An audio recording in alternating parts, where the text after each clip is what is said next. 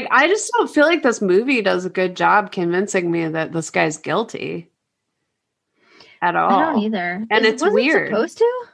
Yeah, I think so. Okay. It was based on Fatal Vision, the book, and the book definitely is convincing you. Like, I think there's some weird, like, journalistic ethics kind of stuff.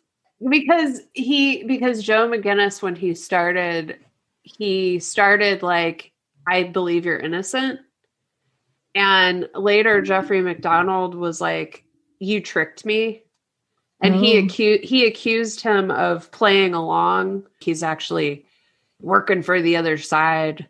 Like a double agent. Yeah. And you can see they show Joe McGinnis in the movie. Like, they introduce his character, and you can see him sitting there during various parts of like discussions where he is looking at Jeff like, wait a second, something is really weird. Jeff can't help but brag about himself. He's like constantly trying to get people to think that he's great. That's his whole motivation, it seems like, having the appearance that he's the best.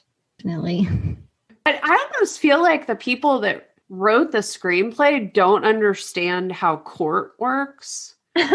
And they don't understand like anything about forensic evidence. That was my impression. You could be right. And I'm not saying I do know about any of those things. But they just definitely did not.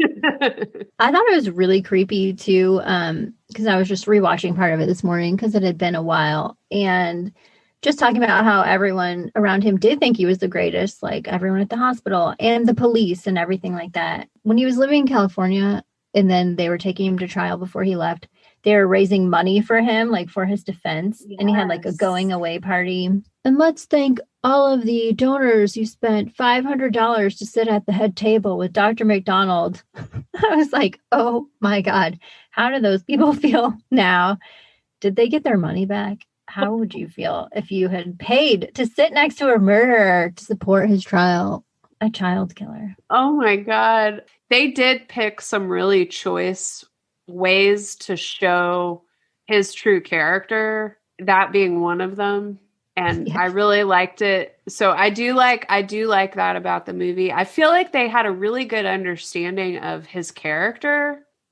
If I paid $500 to sit next to a murderer, oh my God, to pay for his trial, it's got to be an icky feeling afterward. Yeah. And they're all like, I sat right next to him. They're like fighting over who got to sit by him. He's so cute. I know. He couldn't possibly kill anyone. Mm-mm. That's really what's going on, his looks and his upright citizen reputation. I mean, who stages a press tour after their murder hearing, you know? Yeah. That is a red flag. It's really hard. Like, I don't like to judge people on what they do after a horrible traumatic event and be like, they're guilty or they're not guilty or whatever based on this behavior. But that does just seem really gross. Yeah. I mean, I'm not going to say he's guilty because he did that, but I would say that like it was in very poor taste, and somebody around him should have said, hey, dude, wait a second. This is a horrible idea. Please do not go on the Dick Cavett show and crack jokes. Because he's like cracking jokes. Like if you watch that, the actual interview with him, I think you can find it because I watched it like a few years ago when I read the Fatal Vision book. He looks guilty. I'm going to look for that on that show. I mean, if I was Dick Cavett, I would have been like, oh, yeah, what am I doing? Yeah. He probably had like chills the whole time. Get this guy out of here. I love Dick Cavett. Sometimes I watch old Dick Cavett episodes. He's great. He's a great interviewer. Yeah. He seems so just chill, like ahead of his time chill. Yeah. I don't know if I can stand to watch it, especially knowing everything that we know now. Yeah. It's got to be like, ugh. Yeah, it's pretty gross. And it would be gross even if he was totally not the murderer. Yeah. Oh, too. Like there's like this lighthearted vibe that he brings to the conversation. And the thing that really comes across is you have to like me. Like, I need to impress you. I think that's like a motivator for him in life, is impressing everyone with how good he is at everything. And so I think that tendency fits pretty well with the idea that he was forced into a family that no longer suits his image of who he is. And so it's perfectly okay to just get rid of him. Even hit on any of them. And now I got but somehow I managed to sleep with all these women, You ask a girl out to dinner and it's there. Like, ew, what? That was one of the things he said. And it's there. Yeah. Oh, that's meaning gross. I am so hot. Yeah. That women throw themselves at, like, that was the whole point of his thing, is I'm so hot. Women throw themselves at me. And I am just all-American, red-blooded man. Obviously, I'm going to have to sleep with these women. It's my duty. Yeah, it's like as a man, his duty. As a Marine, as a man, and as a surgeon, I must sleep with the women that throw themselves at me, despite having a pregnant wife at home. And it's like, why are you asking them to dinner, dude? You're not asking them to dinner just to eat together. Take that out, obviously. But I missed that part where he said you ask him to dinner and it's there. That is so nasty. I know. That's gross. I'm glad you thought that too. Somebody, you know how they called Helena back in? Helena, the hippie suspect that's like gone around and confessed, which really throws a wrench in everything. But yet at the same time does not throw a wrench in anything for me. It's kind of weird. So they called her back to see if she would like give any information. Or I think they were really calling her to like as a last ditch attempt of like, maybe she'll just confess. And then, again. Right. And then, but instead she's just like really like, like I wasn't there. I don't know anything. And then she actually says like,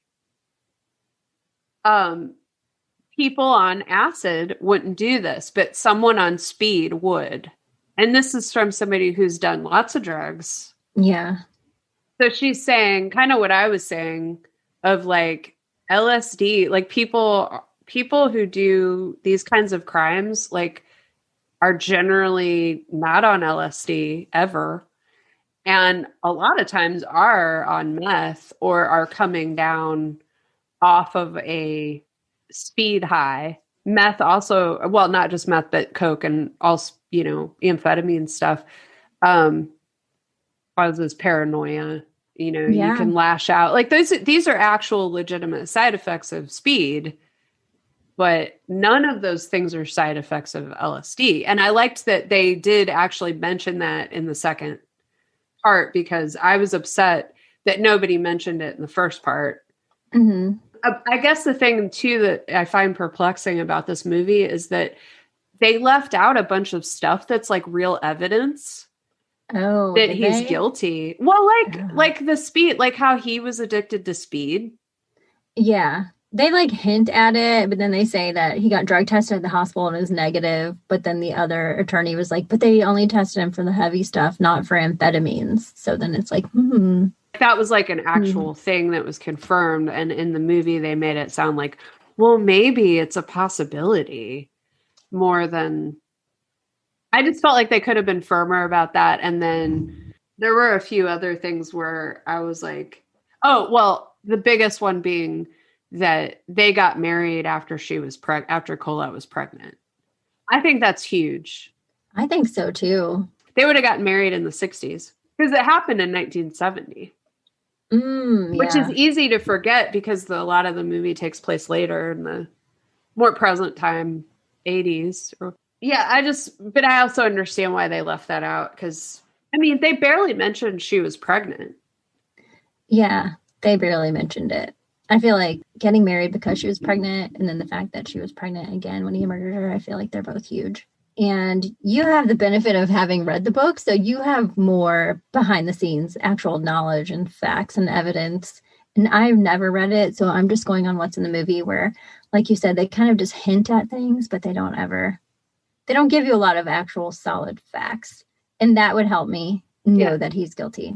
Yeah. I know that he's guilty, but the movie does leave me questioning. I don't want to. I don't want to question. I don't think that it's really that hard to put things in the movie that he are really confirmed. But they had some scenes where his brother showed up. Oh, yeah. Okay, so this guy, I do not understand. Okay, he was completely unnecessary in the movie. I think they showed him twice. And he had like a speaking role that was probably like 10 or 20 seconds. Yeah, he looks like a quarterback or something. And then he's this is bullshit. He is a character in real life. I don't really remember a lot, but there was like, I remember he just said some really weird stuff. I can send you some quotes because I think I highlighted in the book. Then when I read the book, I highlighted some of the stuff his brother said because I was like, this guy is so weird.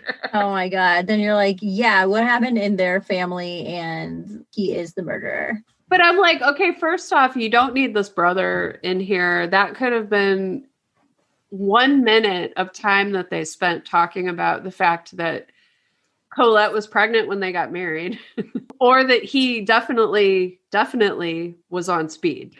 I feel like the people who made the movie were kind of wanting us to feel ambiguous, almost like they weren't 100% convinced, or they didn't want us to be. Yeah, me too. Like based on just that movie, I'm like, well, did he really do that?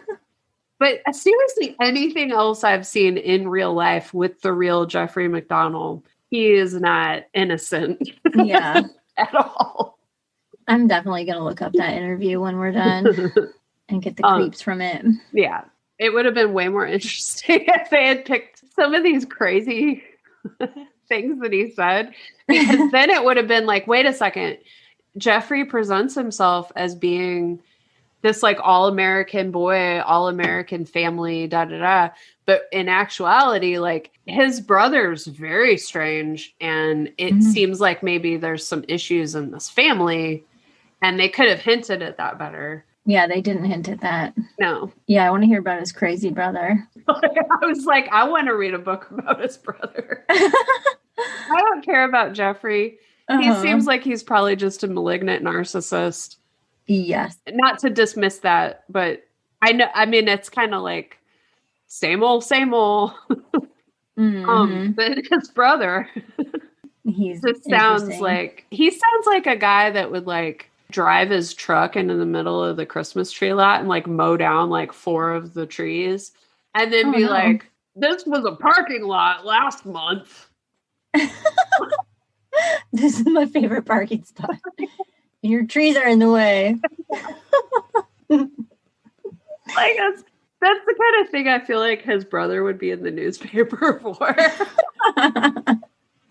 I'm intrigued. Based on the quotes he gave, which I don't have any of the quotes because I didn't write that down, but yeah, it wasn't in the movie. No, but it should have been. His brother just seemed like a quarterback on steroids for like 30 seconds in the courtroom.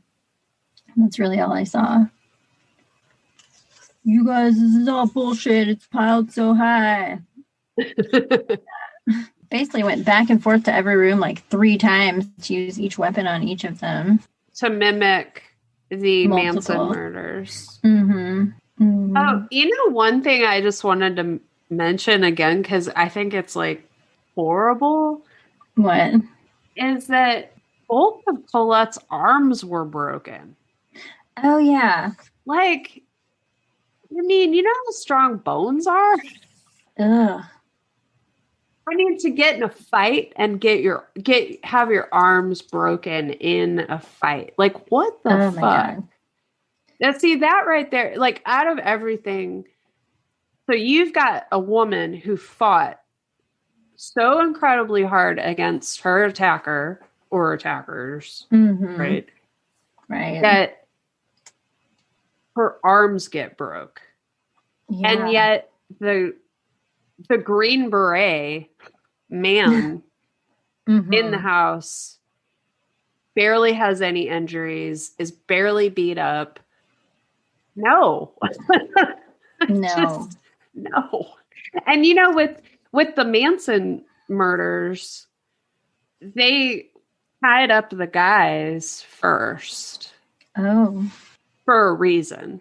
The first person to die was Jay Sebring, because he was like the one that fought first. I just don't understand. It doesn't make any sense to me that a group of tripping hippies went into the freezer. They broke into a house. They get into the house. They light a candle that they carry around with them, and it stays lit while they fight so hard with a woman that her arms get broken. They bludgeon 2 children and a woman in the head, stab them repeatedly, and then they're like, oh, you know what else? We need to use an ice pick. Why don't we go look in the freezer for an ice pick? How did they know where the ice... You know what I mean? It's just like, that doesn't make any sense. None of it makes any sense. That the hippies did it. It just doesn't. And like, I'm kind of like grossed out by the movie, I guess, because now that I'm like talking about it more and thinking about the book that it's based on, because I'm like, they just really did a terrible job convincing me that he was guilty. Yeah, I think the movie did a bad job convincing us of his guilt. I do think they were trying to like remain ambiguous or something, just to, I don't know, maybe sensationalize it more for TV, keep you coming back, make you think about it more. I guess in a way you could say it's kind of more fair. Like, there are people who still aren't sure. The only thing for me, like, as you're talking about everything, I'm like, yes, obviously he did it. And then I remember like the hippie confession. And then I'm like, oh, that does throw me for a loop of like, why would she confess and like have all these details and admit to having the wig and the boots? And you know what I mean? I don't want to get into it again because I talked about it so much last time. Okay, so let's say that, well, here's the thing though, like, it's coming out more and more that police get confessions that are false all the time. Like, I don't have statistics on it, but I've read articles about it, and it is really alarming how many people will just cave under pressure and say, yes, I did it. Now, can I please have a fucking glass of water? Like, I will tell you whatever you want to hear. Give me a cigarette, whatever it is, right? So it is a thing. What if the police, whoever questioned her, if she's a known heroin addict. Oh yeah, you said that. And she also did like basically whatever drugs she could get her hands on. So she was probably fucked up or hungover. Whatever it was, she's susceptible to people telling her things. If you're somebody that does a lot of drugs and you black out all the time, I feel like you could have somebody say, well, weren't you at such and such house wearing brown boots and a floppy hat and a wig the other night? And she's like, well, I don't know. Maybe. I mean, I do wear that wig a lot. I kind of don't remember. And then, time goes by and you're like, oh, wait, maybe I did. I mean, you can implant memories. That's the other thing. I mean, you can suggest memories to people and then they will remember them even though they didn't happen. I can see that happening to me, honestly. Well, anybody. Yeah. I mean, like I could say, "Hey, Sarah, do you remember when we were in fourth grade and I accidentally let the trash can catch on fire over at Jamie's house? Do you I think remember I do that?" remember that. See, it worked. See, now like a week from now, you're going to be like, "Wait a second." Yeah, because Do I have that image in my mind now because I'm trying to imagine it. And then a week from now, I can go back to that image and be like, what, is that real? Yeah. I definitely believe in like false confessions. I'm sure it happens all the time. And when they keep people awake for like hours and hours, or like you said, she's already on mind altering drugs a majority of the time. So it's easy to implant those ideas in her head or catch her in like an inconsistency that's not intentional or deceptive. It's just because she's messed up all the time. Yeah. Well, and we can test it out. So what we can do is get you blackout drunk. And then you can call me the next day. And then I'll suggest the things that you did. Okay. And then we can like wait a month and see if you start having memories of any of that stuff. I'm down. Oh, I know what I'll do. I'll say, "Oh yeah, you called me last night. You were real fucked up. You wouldn't believe the stuff you were telling me." That would work. I can't believe you did that. Oh God. And then I'd start like remembering it. Oh God. I think that would happen. So I think it could happen. And then also, I guess and this is completely like me contemplating things of her, what's her face? What's her name? I think her name's Helena Dickler or something. But anyway. Okay. Did you say Dickler? Oh God. What a terrible name. I'm going to remember it that way now forever. So Helena, let's say that she's doing all these drugs, right? Well, okay. So people who do a lot of drugs have a lot of sorrow and pain deep inside of them. And in a lot of cases, like a lot of traumatic experiences they don't want to deal with. And what happens with all that is that you get really low self-esteem, like you feel like you're useless and awful and a horrible person. And then you already feel that way, which is probably why you started doing drugs in the first place, especially hard drugs. So now you're on hard drugs. Well, now you feel even more like a useless, horrible, shitty person because you're probably like, you don't have a job or anything. So you're just like trying to get money so you can get drugs, and you're doing illegal things and you're doing things that make you feel terrible about yourself. So then comes along the authorities who not so gently suggest to you that you were in a house and that you killed a bunch of people and you have no memory at all of what you did that night. Hey, I'm already a shitty person. So there's also that in the background of her later, quote unquote, remembering that she was in the house. Like, I can see how she can get these memories. Sure. Especially, like you said, if they're like describing the scene or leading her, which they probably did. Like, well, do you remember killing someone with an ice pick? She's like, I don't know, maybe. Do you remember carrying around a lit candle in a house? Well, I do remember that. Maybe I did kill someone with an ice pick.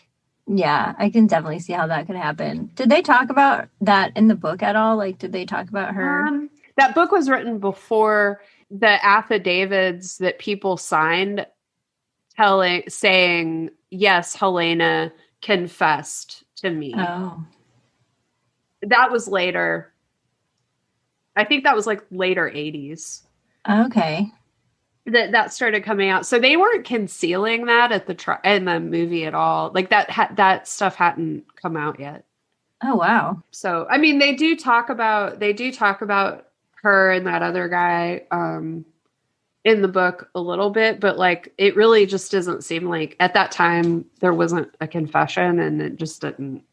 It was like, this makes way less sense than this other thing. And, evidence and logic, things of that nature.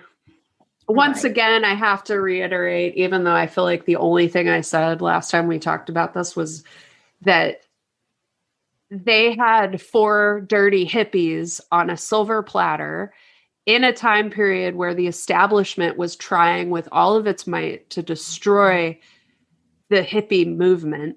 And yet the Marines decided, no, these dirty, druggy hippies did not kill anyone. Our Green Beret surgeon that works with us right on the fort, he's the one that killed this family.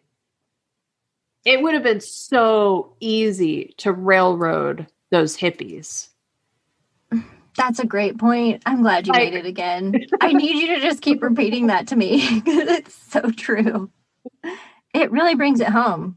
I think that's brilliant. He was well liked on it wasn't like he was like this guy nobody liked on the base. Like he's like everybody's friend and just, oh, he's so likable. Yeah, I think that's a great example, a great piece of logic. And it's true.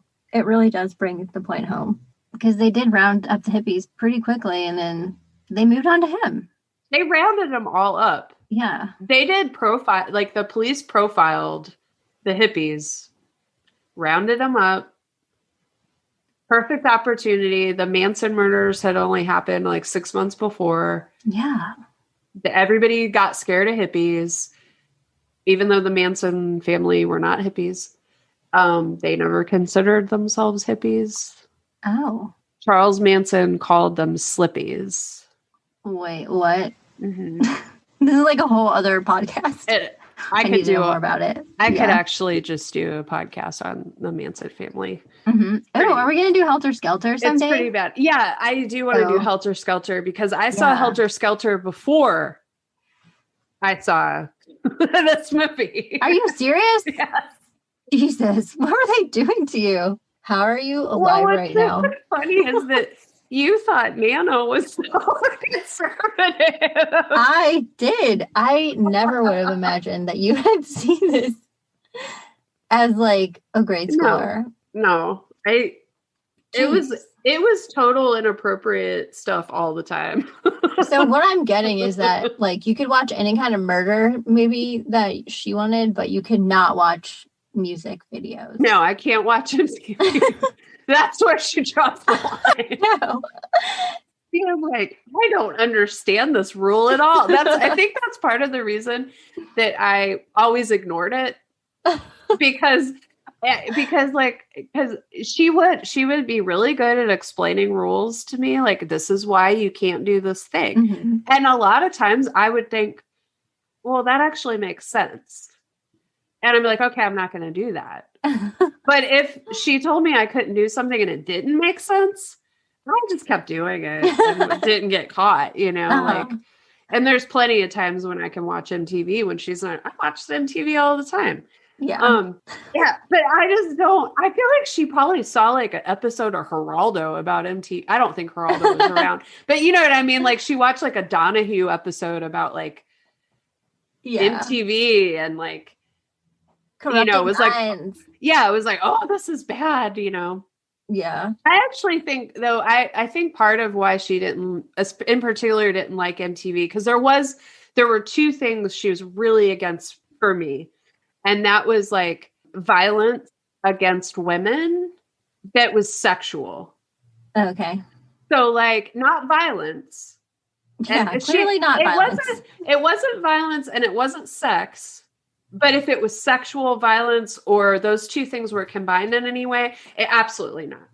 And I think she must have seen something that, because there were a lot of MTV videos that were like, there was a lot of violence against women that was just like lingering in the background of things in the 80s.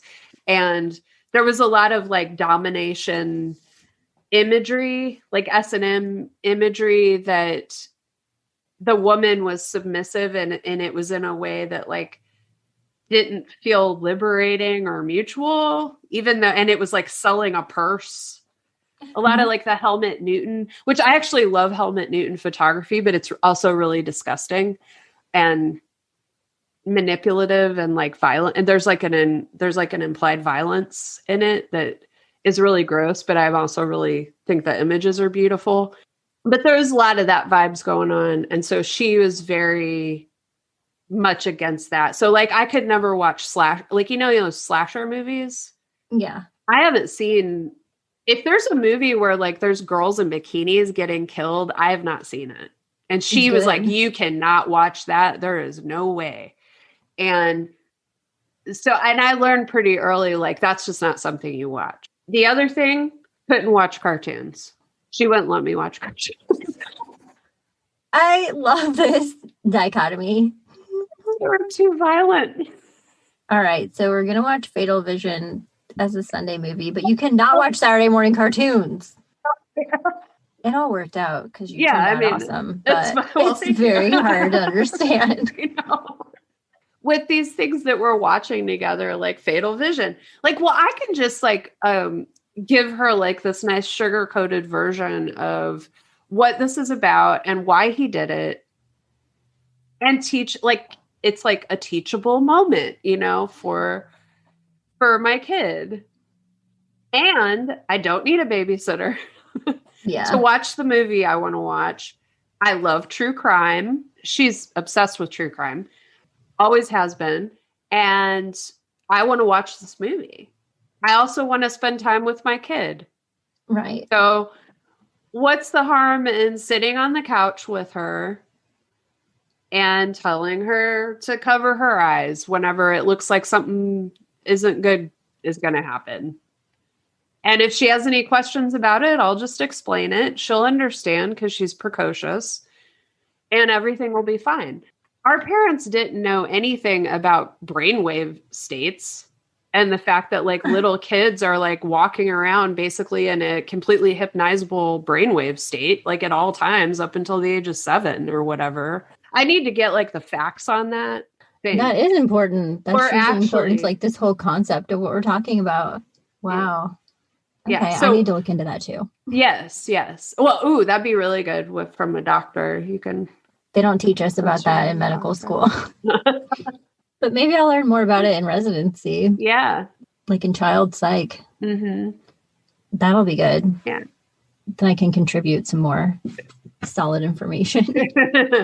Well, the other thing too is like, if you think about, I feel like Nana kind of had this idea that like what you're watching isn't real. And if you know it's not real, then you won't take it seriously. But she didn't really grow up with watching movies. And I mean, she watched movies and TV, but she was already like a little bit older when that became a thing that you did every day.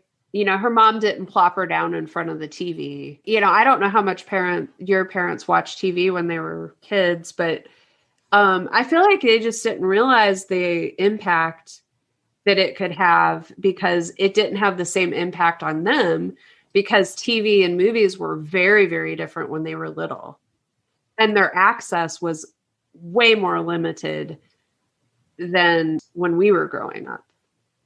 So Definitely. They just didn't know. And see, I think part of the reason that people now are so protective is because like in the 70s and 80s, it was a fucking free-for-all. Like if you were a little kid, you could like go do well, not so much in the 80s, but I've heard in the 70s and the 60s, it was just like, whatever you want to do as a kid, like, oh, go play with mercury, you know, or whatever. Break open the thermometer and then just watch it roll all over the ground.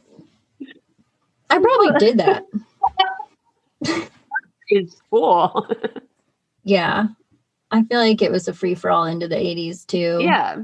Yeah, they had a different frame of reference, and like media, television was not such a huge part of their life as it was for us. It was also not realistic the way that it became. That's true. I mean, watch like anything from like the 50s or 60s. It's like clearly not real for the most part. Unless it's Alfred Hitchcock. Right. Yeah, I don't think there was a lot of like child psychology going on at that time of like what the impacts would be and how children perceive things differently, things that are clearly unrealistic, the kids still don't have the ability to determine it's not real. Right. Well, I mean, and think about like our imaginations when we're little kids, like make up these wild stories, like, and so our imaginations already run wild, and then you're adding in images, moving images that are more and more realistic. So now people that are our age that have kids, we're like, well, we remember the impact that this shit had on us, and we're not going to do, like, I would never, ever, ever let my little kid watch 95% of the shit that I could watch when I was a little kid. No, I know. Like when I go home, my niece is there and my parents are always watching, like, you know, Discovery ID or Forensic Files. Yeah. And I'm like, maybe we should turn this off while she's here. Right. I mean, now she's older, but still, it's just like, this isn't what needs to be on in the background of her mind all the time. It's just like murder, murder, murder, murder, murder. And it's always like a family member or something, you know? And it's like, yeah, oh, she's on her computer, she's playing games. And it's like, yeah, she's playing games, she's engaged in something else, but this is still getting into her consciousness. Yes. And it's not a good thing to have there. How old is she? Now she's 11. Okay. But she just grew up with that. Yeah. I mean, I'm sure it goes on all the time still, but at least whenever I'm there, I'll just be like, hey, maybe turn this off for a while. Like a murder marathon. I think that's enough. Those shows are so salacious. I know. And like, I know. I mean, I watch them though. I can't watch those shows anymore. I really only watch them when I'm at my parents'. Like, I don't seek them out. I'm never sitting down and be like, let me watch Forensic Files. If I'm at my parents' or if I'm in a hotel, because, you know, when you're in a hotel, they only have a few channels, and that will be like, oh, okay, I recognize this. I'll watch this. Right. It just feels comfortable because you know what's coming. But well, I don't think Forensic Files are that. Maybe that's not. But I remember. I mean, I really don't know how they are now, but I remember whenever, I guess the last time I really saw one was like 2005. Oh, wow. Or 6. And they're the same. Okay. But I was like, I always get the impression that the person that's the narrator is trying to get you turned on. Ew. They always have this voice that's like, what Nancy didn't know was that there was a stranger under her bed. You know, like, I was like, I don't want to like get excited by this. Yeah, you're right. They do try to get you titillated. Yes, maybe it's not like that they want to get you like sexually turned on. I think I said that wrong. I really just meant they want you to be like in this like high sensation state. Yes. And I don't like that because I'm not trying to get off. Exactly. You know, obviously not sexually, but I don't want to get off anyway on a crime. Like, that's not, if that's why I'm hanging out in true crime is to get excited, then I have a big problem. And if that's why you are hanging out in true crime, you have a big problem too. Please go to a therapist because that's like, and I hear people talk like that a lot. I just couldn't figure out why people committed murder. And it seemed really completely like something that, like, I get really pissed off, and it's like, I can only think of 3 people in my life where I was like, I wish they were dead. Mm-hmm. And they were like people that like had actually hurt me and abused me in a real way. You know what I mean? So like, I was just going to say, like, our Patreon members can find out who those 3 people are that you actually wanted to murder. To find out who Holly wanted to murder, become a Patreon member. That's why I have a problem with Wondery. Why am I razzing on Wondery? No, You are. I fucking hate Wondery. You do. I don't know if anyone else is like has such a passionate hate for Podcast Network. I didn't know it was even possible. I have a weird passionate hatreds that are actually, I just think they're funny. I actually don't, I'm not really emotionally invested at all. I just like to pretend. Yeah. Wondery. Wondery. Okay, here's my problem with Wondery. Okay, listen to any of their true crime podcasts, and they have this woman and man, and they do a lot of the true crime, and they both sound like they're getting hot. Ew. Talking about true crime. Gross. Okay, what is it? I want to listen to it. He's right that sleeping around doesn't mean anything, but Freddie was obsessed with justice. Jeff was lamenting, it's always there. I thought he meant missing his dead wife and children, but then he says, you ask a girl out to dinner and it's there. It's like that kind of thing where you're like, okay. Yeah. And then a guy comes on and then he tells another story and they like go back and forth. I don't know. It's just kind of weird. Maybe you like it. Yeah. You're like, I don't know. I like this. I don't know what your problem is. What if I love it? Well, you very well may. Yeah, I could read this myself. I don't like to read. That's why I'm listening to a podcast. Let's see. Oh, well, the apology line was on Wondery. Oh, God. Okay, that's like the perfect example. I couldn't take much more of that. If it wasn't for the recordings, like I couldn't have done it. Her voice. Not to hate on her. I mean, I'm sure she's a really nice person. And obviously it hooked me into the podcast, but the delivery, the lines, the monotone, it was tough. Your impression of her. I don't know if I could ever do it again. And it was so bad that like I literally felt no emotions for Allen. I hate Allen. Nothing. I know. Then I'm like, I guess I should feel bad for not liking him. But she told me all the stuff that made me not like him. He's a loser. And then she was saying like how Allen's parents were very supportive because they recognized early that he was extremely talented. And I'm like, oh God, he was just like an only child, spoiled brat. Yeah. And he carried that on through his life and into his marriage. I'm going to say, as an artist. No. Did I strike a nerve? No. Oh, okay. Not at all. No, I just said it that way because it sounds really fucking pretentious. When you say, as an artist. Like when I say, as a doctor. So, as an artist, I think Allen is a shitty artist. Okay, have you looked up some of his work? No.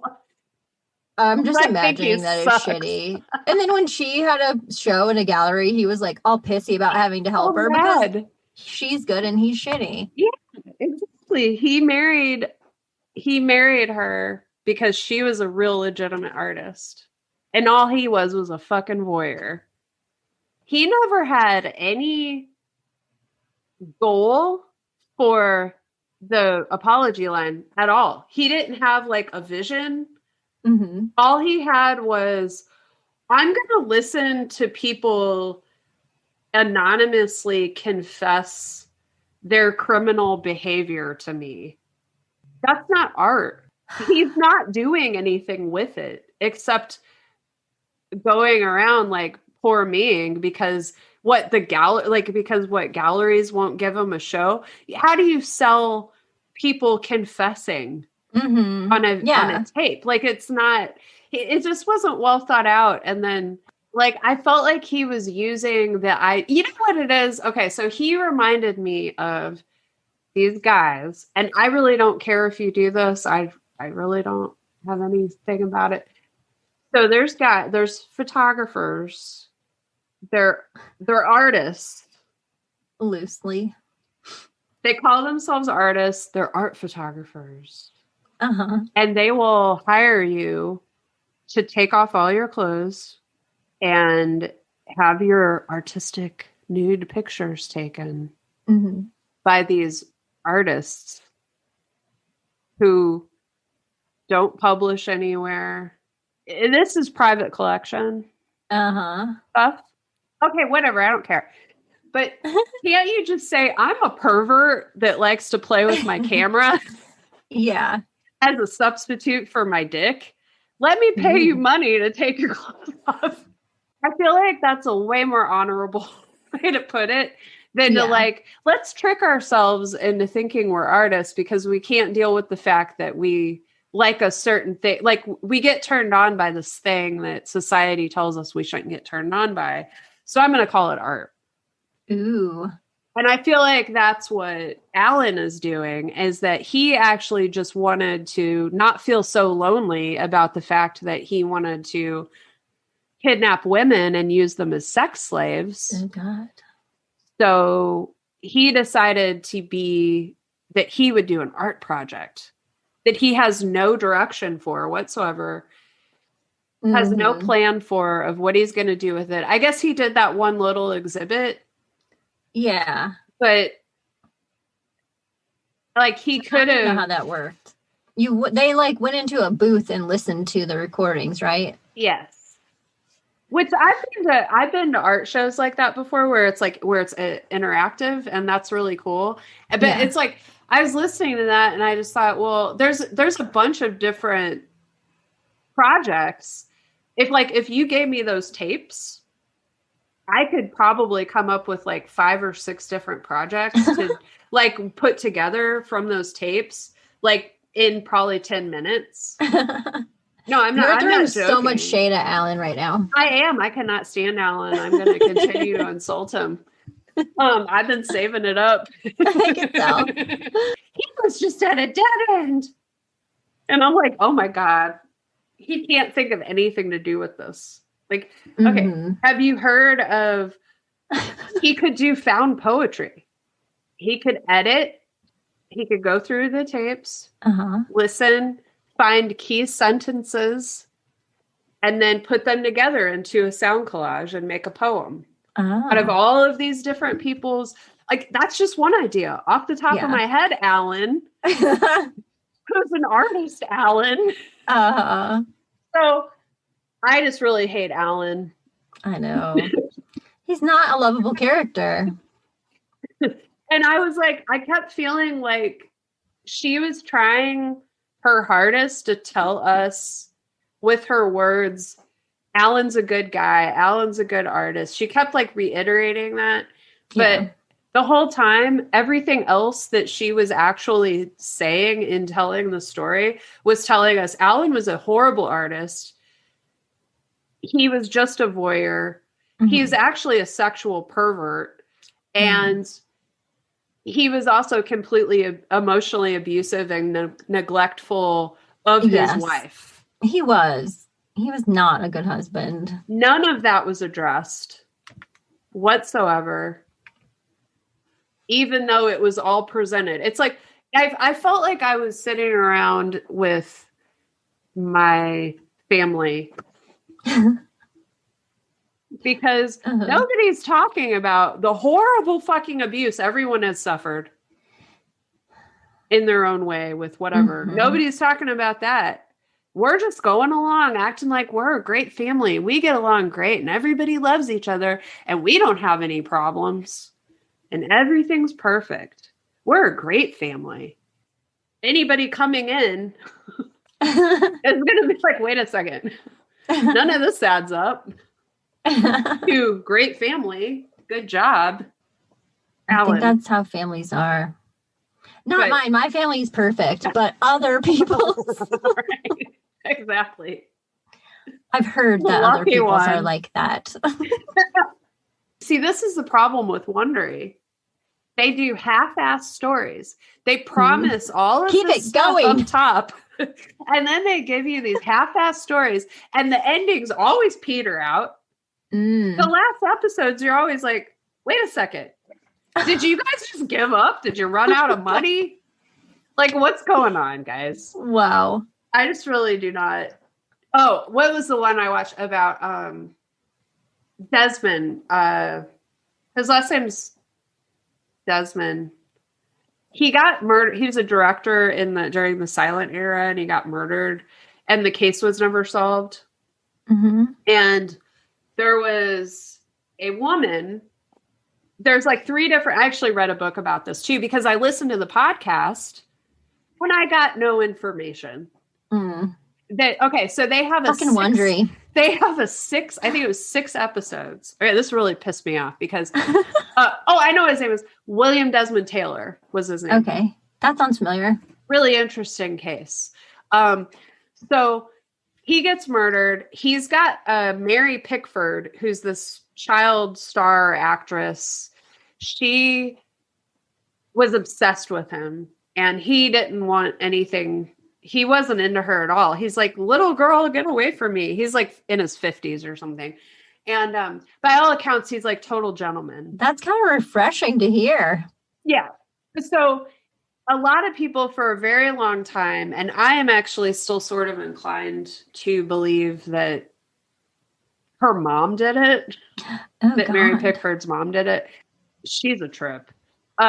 Okay, so anyway, that's like kind of the general case. But then this woman confesses at the end of her life. And like, I guess that could be. I mean, she did confess. I mean, it seems like really random and like there's not much motive and like it didn't really make sense. So it's still a mystery. I don't think people really consider it solved. And so Hollywood Crime Scene did about a 1-hour episode on it. And Wondery did a 6-parter on it. So probably about taking out the 30 fucking commercials they have in every 40-minute episode. You probably got like 3 hours of content or something like that. I learned more on Hollywood Crime Scene in 1 hour with them cracking jokes than I learned on the whole thing of the Wondery series. Mm-hmm. And that just like is across the board, like pretty much every Wondery series out there is just like schlock. Mm-hmm. Cutting it thin to keep more episodes and more commercials. Yeah. And really not giving you the content. Yeah.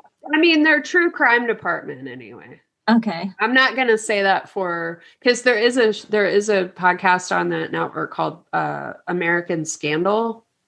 Mm-hmm. That's actually really good. And they do like a different scandal every, series. They have, like they do on an Enron, like the there's doping. a show on Netflix, American Scandal, I think. Oh, it's maybe good. maybe they're related. I think it's called that. Yeah. Maybe not. Yeah. But it's similar. It's good. Okay, so which one should I listen to that's the worst? Oh, geez. If I hate it. Or love it. Oh, here's a horrible one. Over My Dead Body. Oh, God. Okay, so they also did Dr. Death. Okay. Did you listen to that? I quit listening to it because I was like, okay, enough. I don't know.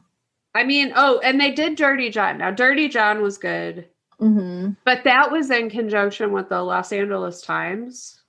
Yeah. So I think that's why that one was really good because I think they just sort of hosted it. I don't think they like created it. I don't know why I quit listening to Dr. Death. Everyone said it was good, but I don't know. I'm like, I get the gist of it. He's terrible. I didn't finish listening to it because I couldn't handle what he was doing to the patients. Mm-hmm. And I was like, I just don't need to hear this. I know who this guy is.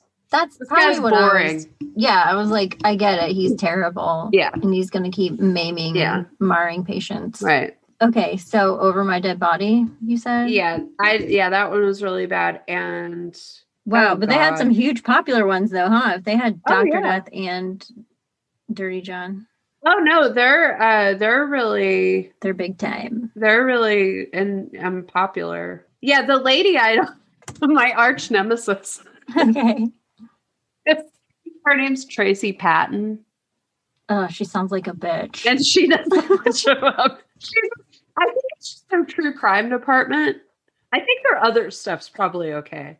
And they also have like things on there that they picked up from people who already had podcasts and they're just brought on board. So I'm not talking about those. Oh, the Wonderland murders. The worst. Okay. Now, it was not, but see, here's the thing. It's not the worst necessarily because of the way the information's presented. Mm-hmm. It's the worst because of the way that it's narrated with Tracy Patton, where she sounds like she's mildly turned on by all the murder. Yeah, I'm not into that. Did you watch Mad Men? No, I never watched it regularly. Really? No, I know. Oh, God. Did you not like it? I just never, I mean, like, we didn't have cable. I was only just watching Netflix and Hulu and just a lot of, like, network television that we never watched. Right.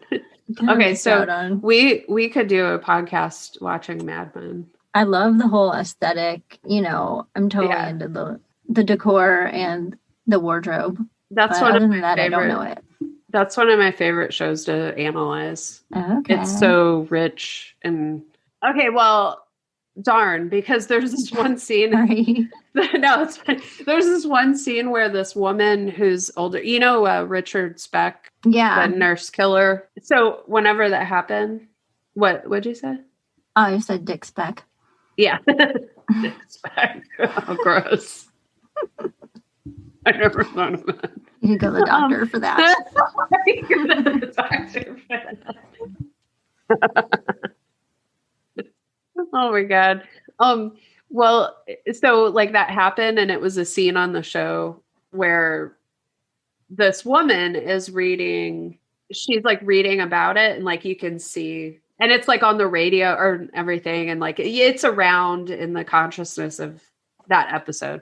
And she's on the phone with her friend and she's, did you hear about the nurses that got, and it's like, and they're making it to where she's a character that's like weirdly like titillated and like getting off on these like young women being murdered. And there's like this whole like subtext of her being satisfied that like, because her youth is dwindling, that like of these young girls getting murdered. It's like, ew. Yes, you know, it's like kind of that like Snow White. Yes, that's what it's making me think of. You know, I'm going to take you. Or like Elizabeth Bathory or something, you know, like I'm going to bathe in virgin blood. Young forever, you know. Mm-hmm. I mean, I feel like that's the best example. And that's how I would sum up the Wondery Network's true crime podcast. Got it. Presentation. Okay, maybe I'm wrong. Maybe I'm wrong though. I mean, that's probably right. It'll be interesting to hear your opinion on it because you're the only person I know that is also into true crime. Wow, really? Yeah. Everybody else is like, oh, talking about people getting stabbed. I can't imagine not being into it. Yeah, I know. But then both of our parents like just basically compulsively watch true crime television shows on cable 24 hours a day. So, I mean, we grew up with it. I know. You just went off. I love to hear it. Okay, so I'll listen to you said Wonderland Murders is the worst? Yeah, I think so. I'll take a listen so I can get amped up and full of venom against Wondery too. It's also really interesting though. Okay. I'll have mixed emotions. Yes. Okay, thanks. Bye. Bye.